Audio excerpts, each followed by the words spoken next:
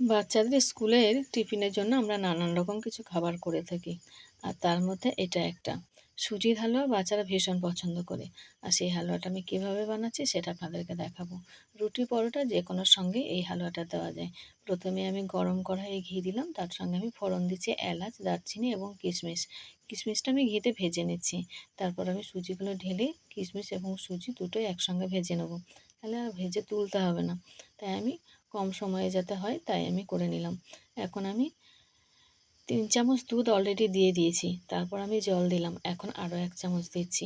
এই 3 চামচ আমুল দুধ এবং পরিমাণ মতো জল দিয়ে আমি সুজিটাকে নাড়তে থাকবো। নাড়ার পরে যখন সুজিটা সেদ্ধ হয়ে যাবে তখন আমি চিনি দেবো। আমি 3 চামচ চিনি দিচ্ছি, আপনারা পরিমাণ মতো দেবেন।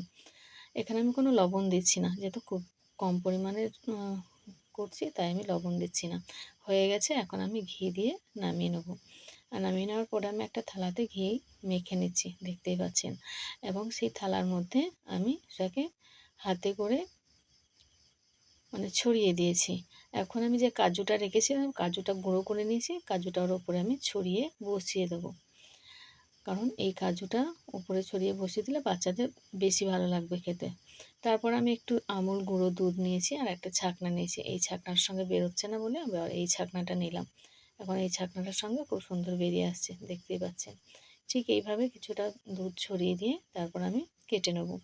আর কেটে পিস পিস করে নেব। বাচ্চারা কিন্তু এই যে সাদা দুধ এবং কাজুর যে এটা রয়েছে, এটার জন্য বাচ্চারা ভীষণ পছন্দ করে খেতে। তো যাই হোক, আজকে হলো সুজির বরফি বা সুজির হালুয়া। আবার আসবো অন্য কোনো একটা রেসিপি নিয়ে। তবে এটা বাচ্চাদের ভীষণ একটা পছন্দের খাবার।